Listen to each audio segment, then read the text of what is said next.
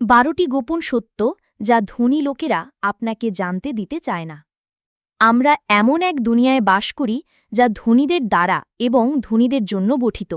আপনি যে মিডিয়া দেখেন, যে পরামর্শ শুনেন, সবকিছুই সুচিন্তিতভাবে সাজানো হয় আপনাকে কর্মজীবনের দৌড়ে ফাঁসিয়ে রাখার জন্য, যাতে তারা আরও উপরে উঠতে পারে। কিন্তু এবার পর্দা সরানোর সময় এসেছে এবং সেই সত্যগুলো জানার সময় এসেছে যা ধনী ব্যক্তিরা আপনাকে জানতে দিতে চায় না। প্রস্তুত থাকুন, কারণ এই তথ্যগুলো আপনার বিশ্বাসের অনেক ভ্রান্তি ভেঙে দিতে পারে। ১. কঠোর পরিশ্রম আপনাকে ধনী করবে না। হ্যাঁ, তারা আপনাকে কঠোর পরিশ্রম করতে বলে, কিন্তু সত্যটা জানে, ধনী হওয়ার মূল চাবিকাঠি শ্রম নয়, লেভারেজ। মানে, যখন আপনি অতিরিক্ত সময় কাজ করে আপনার শক্তি খরচ করছেন, তারা অন্যের সময়, অর্থ এবং দক্ষতাকে ব্যবহার করে বিশাল সাম্রাজ্য গড়ে তুলছে। ২. তারা চায় আপনি বিশ্বাস করুন যে টাকা খারাপ জিনিস। আপনি যদি মনে করেন টাকা লোভ এবং দুর্নীতির প্রতীক, তাহলে আপনি কখনো এটি অর্জনের জন্য আত্মবিশ্বাসী হবেন না। অথচ ধনীরা জানে যে অর্থ কেবল একটি হাতিয়ার, যা সঠিকভাবে ব্যবহার করলে প্রভাব বিস্তারের শক্তিশালী মাধ্যম হতে পারে। ৩. সঞ্চয় আপনাকে ধনী করবে না। তারা বলে সঞ্চয় করুন এবং মিউচুয়াল ফান্ডে বিনিয়োগ করুন, কিন্তু নিজেরা তা করে না। তারা বিনিয়োগ করে বড় ঝুঁকি ও বড় লাভের সুযোগে, startup, real estate, stock market এবং ব্যবসায়, যা তাদের সম্পদকে বহুগুণে বাড়িয়ে দেয়। ৪. শিক্ষা ব্যবস্থা আসলে একটি ফাঁদ।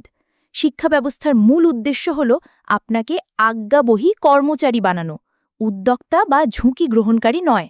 আপনাকে শেখানো হয় কিভাবে অর্থের জন্য কাজ করতে হয়, কিন্তু ধনী ব্যক্তিরা শেখে কিভাবে অর্থকে তাদের জন্য কাজ করানো যায়। ৫.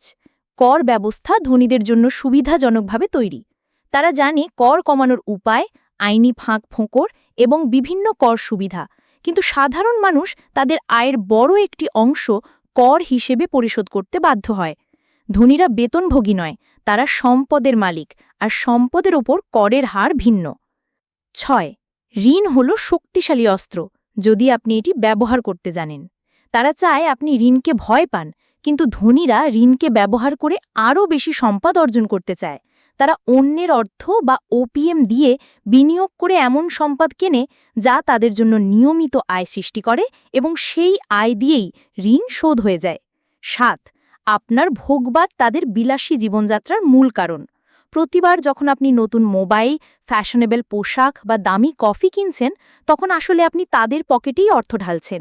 অন্যদিকে তারা তাদের অর্থ ব্যয় করে এমন সম্পদে যা সময়ের সাথে আরও মূল্যবান হয়।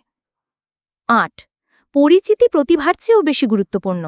তারা চায় না আপনি জানেন যে সঠিক মানুষের সংস্পর্শ আপনার জন্য অমূল্য সুযোগ তৈরি করতে পারে। তারা নিজেদের জন্য একটি এলিট নেটওয়ার্ক গড়ে তোলে, যা তাদের ধনী থাকার সুযোগ নিশ্চিত করে এবং বাইরের লোকদের প্রবেশের পথ বন্ধ করে। ৯. সময় হলো তাদের সবচেয়ে মূল্যবান সম্পদ। তারা সময় নষ্ট করে না, তারা এমন কাজ করে না যা অন্যরা করতে পারে। তারা মানুষ নিয়োগ করে তাদের জন্য কাজ করাতে, যাতে তারা সম্পদ গঠনের ওপর ফোকাস করতে পারে। ১০. শেয়ার বাজার তাদের সুবিধার জন্য নিয়ন্ত্রিত। আপনার শেয়ার বাজারে বিনিয়োগ থেকে নিয়মিত মুনাফার আশা থাকলেও তারা ইনসাইডার তথ্য, স্বয়ংক্রিয় ট্রেডিং প্রযুক্তি এবং বিশাল মূলধন ব্যবহার করে বাজারকে নিজেদের স্বার্থে নিয়ন্ত্রণ করে। ১১. ব্যর্থতা তাদের সবচেয়ে বড় শিক্ষা। তারা ব্যর্থতাকে ভাল পায় না, বরং প্রতিটি ব্যর্থতাকে শিক্ষার সুযোগ হিসেবে দেখে। কিন্তু আপনাকে শেখানো হয় নিরাপদ খেলা খেলতে, ঝুঁকি না নিতে। ধনীরা জানে বড় পুরস্কারের জন্য বড় ঝুঁকি নেওয়া লাগে। ১২. তারা চায় আপনি অজ্ঞ থাকুন। যত কম আপনি অর্থ, বিনিয়োগ এবং ব্যবসা সম্পর্কে জানবেন, তত বেশি তারা আপনার শ্রম, সময় এবং ভোক্তা স্বভাবকে কাজে লাগিয়ে নিজেদের আরও ধনী করে তুলবে। তাহলে এখন প্রশ্ন হচ্ছে, আপনাকে কি করতে হবে?